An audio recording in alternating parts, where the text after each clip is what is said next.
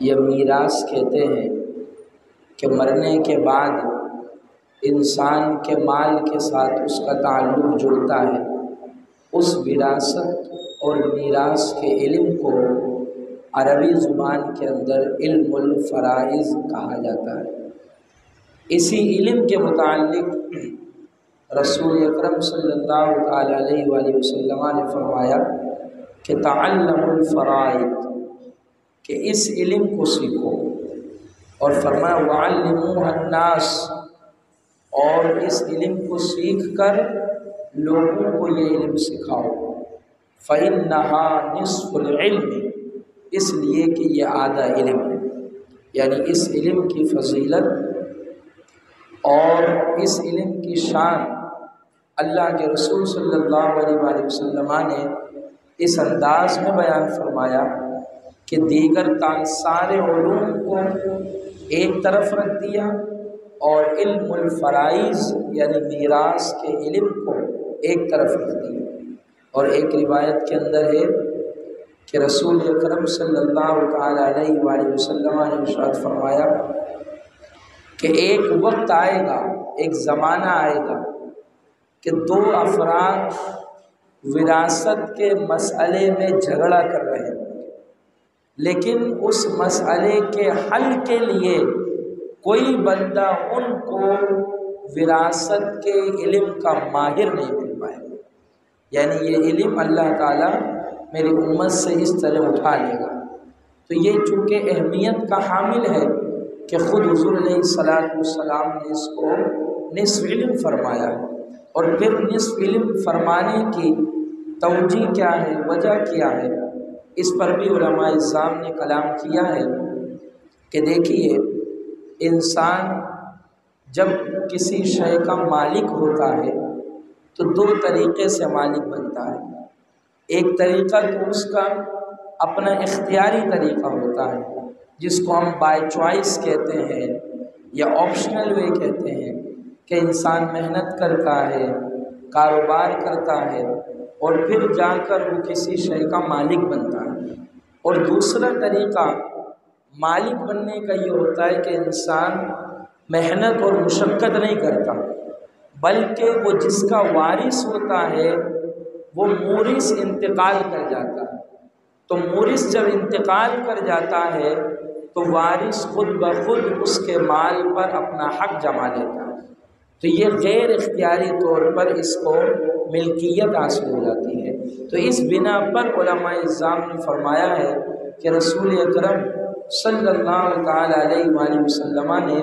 اس علم کو نصف علم فرمایا۔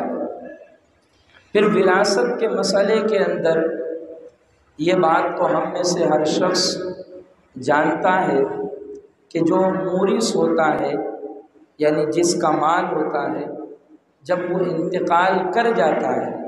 تو اس کے انتقال کے بعد اب اس کا مال نہیں رہتا۔ یہ ہم لوگ جتنے افراد ہیں، ابھی ہمارا مال ہے، ہمارا پیسہ ہے، ہماری جائیدادیں ہیں، سب کچھ ہے، مگر یہ اس وقت تک ہے جب تک ہماری سانسیں چل رہی ہیں۔ جب ہماری سانس چلنا بند ہو جائے گی اور ہمارے جسم سے روح پرواز کر جائے گی تو اب وہی جس کے ہم مالک بنے پھر رہے ہیں، یا جو چیز ہماری ملکیت میں ہے، وہ اللہ رب العالمین کے حکم سے خود بخود ہماری ملکیت سے نکل جائے گی، پھر ہم میں سے کوئی بندہ اس کا مالک نہیں بچے گا۔ لیکن شریعت اسلامیہ نے چند حقوق وہ میت کے ساتھ جوڑے ہوئے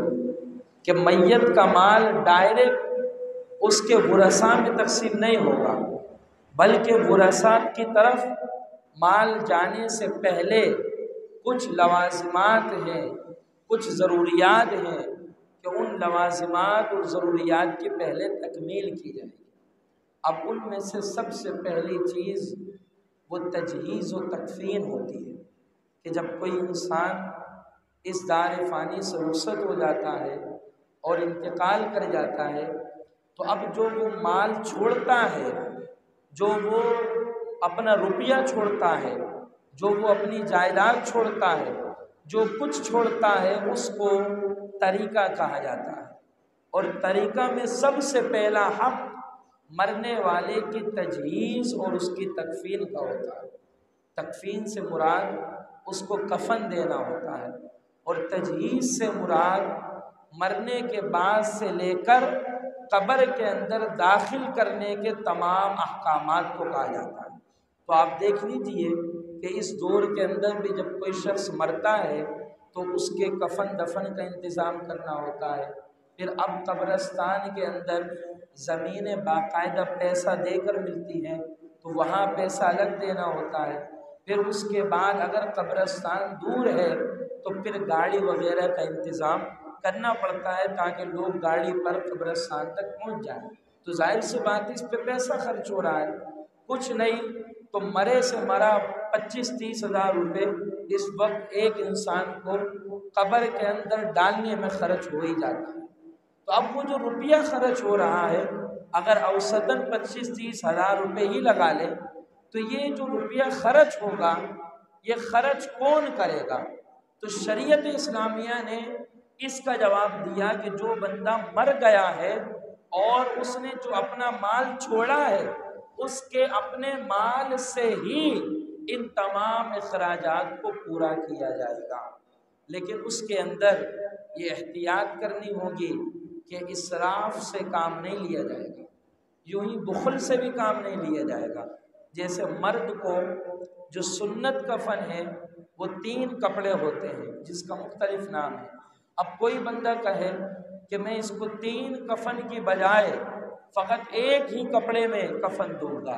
تو اب اس کا مطلب ہے وہ بندہ بخل کر رہا ہے۔ یوں ہی کوئی بندہ کہے کہ اب میں 3 کپڑوں کی بجائے میں اس کو 10 کپڑوں میں کفن دوں گا،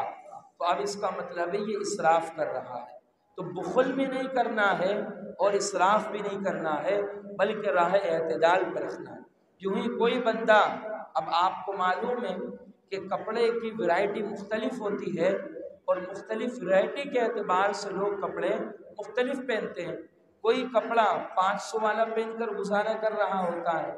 کوئی کپڑا 5000 والا پہن کر گزارا کر رہا ہوتا ہے۔ تو اب یہی جو بندہ مرا ہے اس کو دیکھ لو کہ وہ اپنی زندگی میں اوسطاً تو اعتبار کا کپڑا پہنتا تھا، پھر اسی اعتبار کے کپڑا خرید کر اس کو کفن دیا جائے گا، کہ اگر اس سے زائد روپیہ کا خریدا جائے گا تو وہ اسراف ہوگا، اور اس سے کم روپیہ کا خریدا جائے گا تو یہ بخل ہوگا۔ تو اسراف اور بخل دونوں سے بچنا ہے، اور دونوں سے بچتے ہوئے سب سے پہلے اس کے مال میں سے ہی اس کی تجہیز اور اس کی تکفین کا اہتمام کرنا۔ اب ہمارے یہاں چونکہ یہ مسئلہ معلوم نہیں ہوتا، تو اب جیسے کوئی انتقال کر گیا تو اب یہ انسانی تقاضا ہوتا ہے نا، جب نیا نیا انتقال ہوتا ہے تو ہر ایک کا دل پسیج رہا ہوتا ہے، ہر ایک کے دل کے اندر نرمی آ رہی ہوتی ہے۔ تو اب ابا انتقال کر گئے تو ایک بھائی سارا پیسہ لگا رہا ہے، اب بظاہر وقتی طور پر تو دل پسیجا ہوا ہے اور وہ جتنا خرچ ہو رہا ہے اتنا خرچ کر رہا ہے، مگر جب تقسیم طریقہ کی بات آتی ہے 2 مہینہ کے بعد تو اب وہ پھر ناراض ہونا شروع ہو جاتا ہے کہ تم نے تو ابا کے تجہیز و تکفین پر 1 روپیہ بھی خرچ نہیں کیا تھا، اور سارا تجہیز و تکفین کا بندوبست تو میں نے اکیلے کیا تھا۔ تو اس طرح کرنا یہ شریعت اسلامیہ کا تقاضا نہیں ہے۔ شریعت اسلامیہ کا تقاضا یہ ہے کہ جب مرنے والا اپنا مال چھوڑ کر مرے گا تو تجہیز و تکفین کا بندوبست کوئی بندہ اپنے پیسے سے نہیں کرے گا، بلکہ تجہیز و تکفین کا بندوبست مرنے والے کے چھوڑے ہوئے مال سے کیا جائے گا، مگر اس کے اندر اسراف اور بخل نہیں ہوگا۔ تو سب سے پہلا حق وراثت کے اندر طریقہ کے ساتھ جو جڑا ہوا ہے وہ میت کی تجہیز و تکفین کا جڑا ہوا ہے۔ اب جب تجہیز و تکفین ہو جائے گی تو اب دیکھا جائے گا کہ تجہیز و تکفین کے بعد اب مال موجود ہے کہ مال موجود نہیں ہے۔ اگر تو اب مال کوئی موجود نہیں ہے تو قصہ ادھر ہی ختم ہو گیا، لیکن ابھی مال موجود ہے، چاہے وہ گھر کی صورت میں ہے، چاہے وہ فیکٹری کی صورت میں ہے، چاہے وہ روپیہ کی صورت میں ہے، تو اب دیکھا جائے گا مرنے والے نے کسی سے قرض لیا تھا کہ کسی سے قرض نہیں لیا ہوا تھا۔ اگر تو قرض نہیں لیا ہوا تھا تو بات آگے کی جانب جائے گی، لیکن اگر قرض کسی سے لیا ہوا تھا تو اب جتنا مال موجود ہے اس مال میں سے اب اس کا قرض اتارا جائے گا۔ اب دوسرے نمبر پہ قرض کی باری آئے گی، یعنی مرنے والے نے مثال کے طور پر 1,00,000 روپیہ چھوڑا اور 25,000 روپیہ اس کے کفن دفن میں لگ گیا اور 75,000 روپے بچا اور 75,000 روپے کا وہ مقروض تھا، تو اب سارا کا سارا پیسہ اٹھا کر اس کے قرض کے طور پر ادا کر دیا جائے کہ دوسرا حق قرض کا ہوتا ہے۔ اب اگر قرض دینے کے بعد بھی پیسہ بچ جائے یا میت مقروض نہیں تھا تو اب تیسرے نمبر پہ دیکھا جائے گا کہ اس نے اپنی زندگی کے اندر کوئی وصیت کری ہے کہ وصیت نہیں کری۔ اگر وصیت نہیں کری ہے تو بات آگے کی جانب جائے گی، لیکن اگر وصیت کری ہے تو اب اس کی وصیت کا نفاذ ہوگا کہ جو اس نے وصیت کری ہے۔ مثلا مرنے والے نے کہا کہ جب میں مر جاؤں تو میرے مرنے کے بعد میرا جو مال ہوگا اس مال میں سے 1,00,000 روپیہ کسی مدرسے میں بطور خیرات اور بطور صدقہ دے دینا۔ تو اب جب وہ بندہ مرے گا تو سب سے پہلا حق اس کے مال پر اس کی تجہیز اور تکفین کا ہوگا، اور پھر دوسرا حق اس کے قرض کا ہوگا، اور پھر تیسری نسبت اس کی وصیت کا ہوگا۔ اب ہمارے یہاں کیا ہوتا ہے، بندہ مرا، مرنے کے بعد نہ تجہیز و تکفین کی فکر لاحق ہے، نہ یہ فکر لاحق کہ کسی کو قرض ورض تو نہیں دینا، نہ یہ فکر کبھی لاحق ہوئی کہ ذرا دیکھ لیں ابا مرا ہے یا اماں مری ہے، کوئی وصیت وغیرہ تو نہیں کری تھی، یا کوئی کہیں کچھ لکھ کر تو محفوظ نہیں رکھا ہوا کہ بطور وصیت کے کچھ لکھا ہو۔ ان تینوں چیزوں کی فکر نہیں، فکر بس اتنی لگی ہوتی ہے کہ مجھے کتنا ملے گا اور میرے بھائیوں کو کتنا ملے گا، تو یہ مجھے کتنا ملے گا اور میرے بھائیوں کو کتنا ملے گا۔ شریعت اسلامیہ نے اس کا حق چوتھے نمبر پر رکھا ہوگا۔ پہلے 3 نمبروں کو کراس کرنا ہوگا، ان 3 نمبروں پہ پہلا تجہیز و تکفین ہے، اور دوسرا اس کا قرض ہے، اور تیسرا اس کی وصیت ہے۔ جب وصیت کے نفاذ کے بعد اب اگر مال بچا ہوا ہے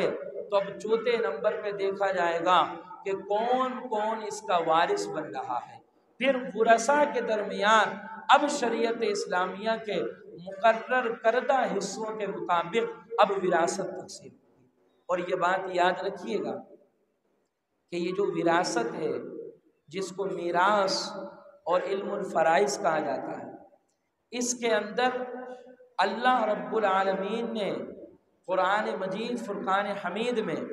اور رسول اکرم صلی اللہ تعالی علیہ وآلہ وسلم نے اپنی سنت مبارک میں، حدیث رسول میں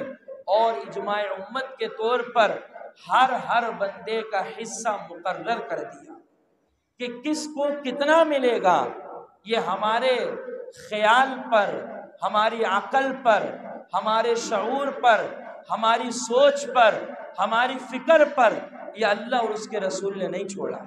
کہ کوئی بندہ اپنے طور پر کہ بھائی یہ والا یہ چیز بھائی لے لے، یہ چیز بہن لے لے، یہ چیز فلاں بھائی لے لے، یہ چیز فلاں بہن لے لے، بس اس طرح ہم لوگ راضی ہو گئے۔ یہ نہیں ہے، یہ وراثت کی غلط تقسیم ہے، اس پر اللہ اور اس کے رسول کی بارگاہ میں پکڑ ہوگی۔ ہم اور آپ یہی کر رہے ہوتے ہیں کہ ابا مر گئے، اب پلاٹ بھی چھوڑ دیا، گھر بھی چھوڑ دیا، یہ بھی چھوڑ دیا، وہ بھی چھوڑ دیا، بس مرنے کے بعد جب وراثت تقسیم کرنے کی باری آئی، گھر کے اندر کھانے کی نشست پر بیٹھ گئے اور آپس میں طے کر لیا کہ یہ چیز فلاں بھائی لے لے، یہ چیز فلاں بہن لے لے، یہ چیز فلاں بھائی لے لے، یہ چیز فلاں بہن لے لے، لہذا ہم سب ایک دوسرے سے راضی ہو گئے۔ نہیں، کیوں؟ اس لیے کہ اس کا فیصلہ اللہ اور اس کے رسول نے کر دیا ہے۔ اس کا فیصلہ اللہ اور اس کے رسول نے ہم پر نہیں چھوڑا کہ تم جیسے چاہو کر لو، یہ نہیں فرمایا، بلکہ فرمایا جو ہم نے حصہ مقرر کر دیا ہے، جو ہم نے تم پر لازم کر دیا ہے، تمہیں اسی کے مطابق تقسیم کرنا ہوگا۔ تو تقسیم ورثاء میں تقسیم طریقہ میں اللہ تعالیٰ نے ہمیں کوئی اختیار نہیں دیا ہوا، اللہ تعالیٰ نے ہمیں کوئی بھی فیصلہ نہیں دیا ہوا ہے کہ تمہارے پاس یہ اختیار ہے جیسے چاہو ویسے فیصلہ کرنا، نہیں، بلکہ فرمایا کہ یوصیکم اللہ فی اولادکم، کہ اللہ رب العالمین نے تمہیں حکم دیا ہے کہ تم اس کے مقرر کردہ اور شریعت اسلامیہ کے مقرر کردہ حصوں کے مطابق، شریعت کے مقرر کردہ طریقوں کے مطابق اور شریعت کے مقرر کردہ تناسب کے مطابق تم وراثت کو تقسیم کرو گے۔ تم اپنے اصول پر، اپنے قاعدے پر اور اپنے ضابطے پر اگر وراثت کو تقسیم کرو گے تو وہ تقسیم اللہ اور اس کے رسول کی بارگاہ میں مقبول نہیں ہوگی۔ تو ہمیں اس کو سمجھنا چاہیے۔ اب اس کے لیے ضرورت اور حاجت یہ ہے کہ جب بھی اس طرح کا معاملہ ہو تو صاحبان علم سے رجوع کیا جائے۔ میں نے آپ سے عرض کیا کہ یہ حدیث مبارک ہے کہ حضور علیہ السلام نے فرمایا کہ تعلم الفرائض وعلموها الناس، کہ علم الفرائض یعنی وراثت کے مسائل کو سیکھو اور لوگوں کو سکھاؤ۔ حضور نے فرمایا فإنها نصف العلم، اس لیے کہ یہ آدھا علم ہے، اور پھر فرمایا وَهُوَ أَوَّلُ مَن يُنسَى، یہ وہ علم ہے جو سب سے پہلے میری امت سے اٹھا لیا جائے گا۔ تو یہ علم اتنی اہمیت کا حامل ہے، مگر یہ جتنی اہمیت کا حامل ہے بدقسمتی سے ہم نے اور آپ نے اس کو اتنا ہی متروک الحال بنا دیا ہے۔ تو ہمیں اس کو سمجھنا چاہیے، بلا وجہ کے جھگڑے اور بلا وجہ کا فساد اور بلا وجہ دل کے اندر برائی اور منفی سوچ ہم اپنے بہن بھائیوں کے متعلق اور اپنے اعز و اقربا کے متعلق بلا وجہ رکھ رہے ہوتے ہیں، صرف اس بنیاد پر کہ ہم اپنے عقل و خرد سے یہ سارے فیصلے کر رہے ہوتے ہیں، حالانکہ ان فیصلوں میں ہمیں اپنے عقل و خرد کو بیچ میں لانے کی ضرورت نہیں ہے، ان کے اندر ہمیں قرآن اور حدیث کو بیچ میں لانے کی ضرورت ہے۔ لہذا اس لیے جتنے وراثت کے مسائل ہیں اس کے اندر ہوش مندی کے ساتھ، عقل و خرد کے ساتھ شریعت اسلامیہ کا جو دیا ہوا نظام ہے اسی کے مطابق اور شریعت اسلامیہ کا جو مقرر کردہ حصہ ہے اسی کے مطابق اس میں تقسیم کی جائے۔ پھر ایک بات اور بھی ذہن نشین رکھیے گا کہ وراثت تقسیم اس وقت ہوتی ہے جب صاحب مال وفات پا جائے، جب صاحب مال مر جائے۔ جب تک صاحب مال زندہ ہے، جب تک صاحب مال کی سانس چل رہی ہے، اس وقت تک اس کا مال طریقہ نہیں بنتا، اس وقت تک اس کا مال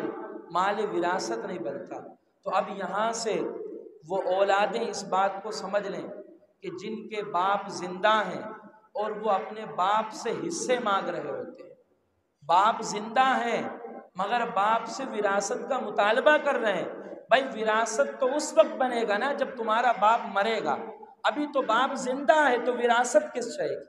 جب تک باپ زندہ ہے تو طریقہ کس شے کا؟ طریقہ تو باپ کا مال اس وقت بنے گا جب باپ اس دنیا سے رخصت ہو جائے گا۔ تو کسی بیٹے کو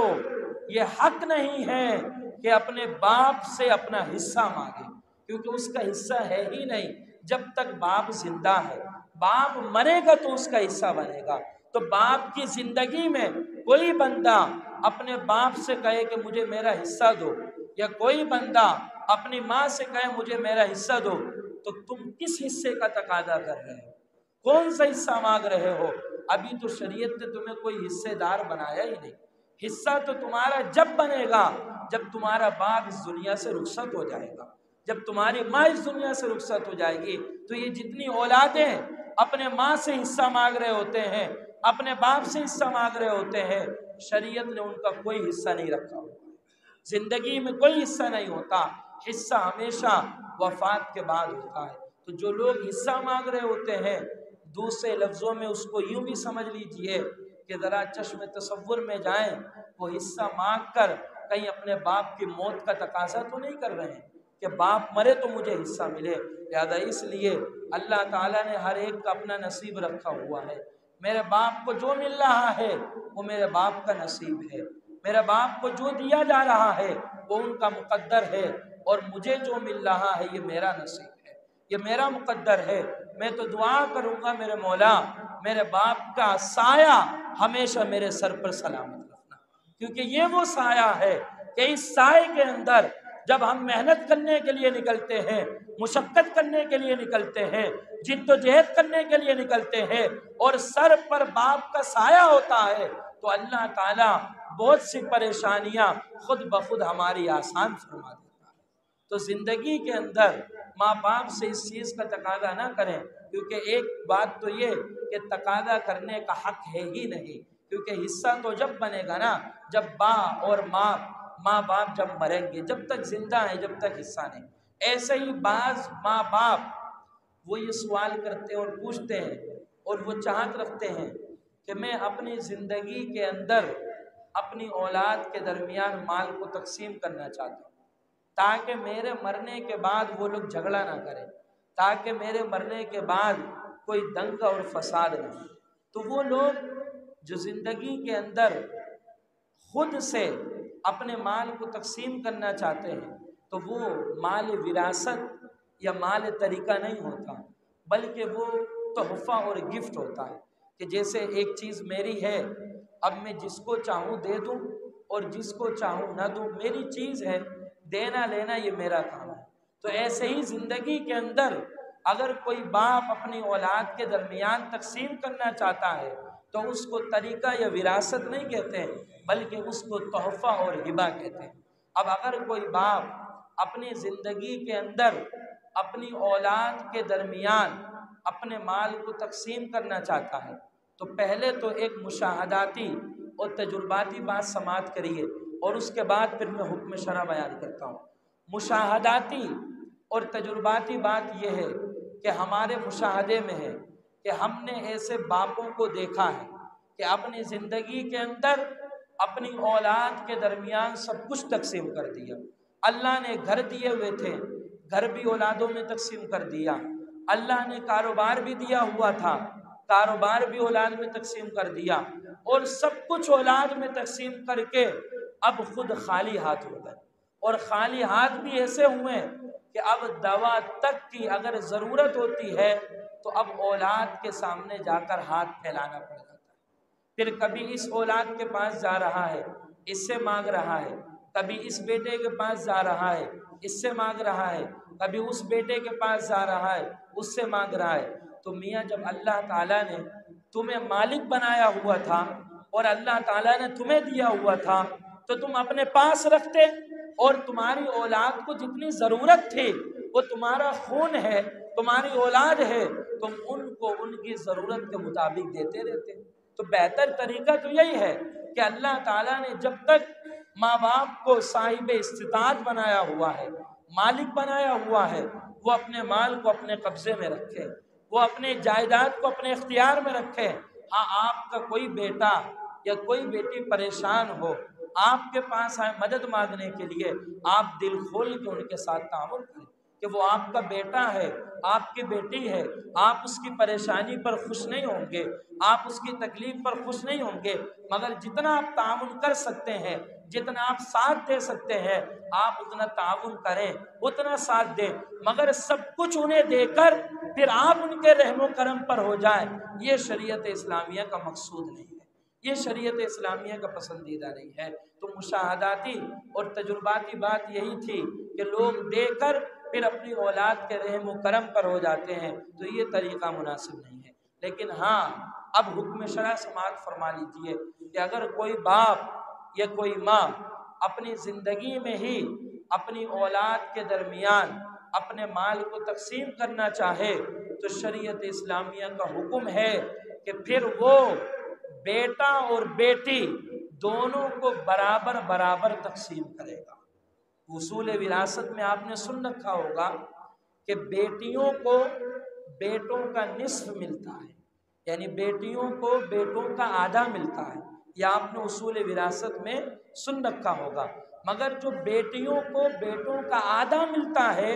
یہ اس وقت ملتا ہے جب صاحب مال انتقال کر جاتا ہے۔ اگر زندگی کے اندر اپنی اولاد میں تقسیم کرے گا تو اب اپنی بیٹیوں کو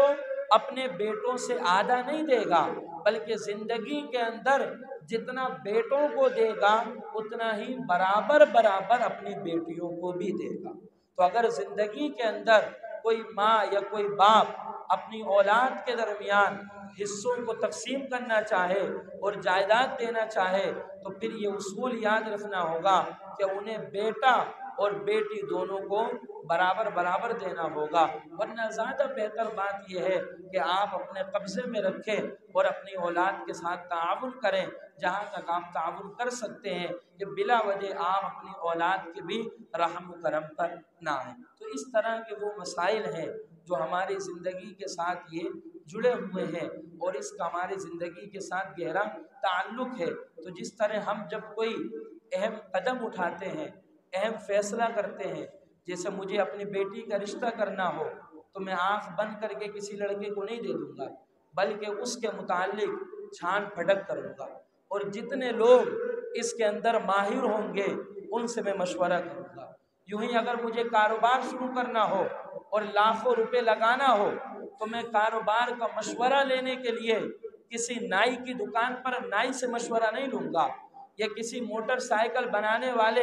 انجینئر کے پاس جا کر اس سے مشورہ نہیں لوں گا، بلکہ جو کاروبار شروع کرنے والا ہو اس کاروبار کے ماہرین کے پاس جا کر اس کاروبار کے متعلق مشورہ لوں گا۔ تو ایسے ہی اس کا تعلق احکام شرع سے جڑا ہوا ہے۔ تو جب اس طرح کے مسائل آئیں تو اس طرح کے مسائل میں مشورہ دوستوں سے نہیں لیا جاتا، اس طرح کے مسائل میں مشورہ گھر والوں سے نہیں لیا جاتا، اس طرح کے مسائل میں مشورہ خالہ اور ماموں سے نہیں لیا جاتا، شریعت کے متعلق مشورہ اور رہنمائی وہ وقت کے عالم اور وقت کے مفتی سے لیا جاتا ہے۔ تو جب بھی اس طرح کا مسئلہ آئے تو آپ اپنے دوست احباب سے مشاورت ویسے ضرور کریں، مگر فیصلہ کرنے سے پہلے کسی صحیح عالم دین سے یا کسی مفتی سے ضرور پوچھیں، تاکہ کسی قسم کی برائی نہ ہو اور ہر قسم کی برائی سے بندہ محفوظ رہے۔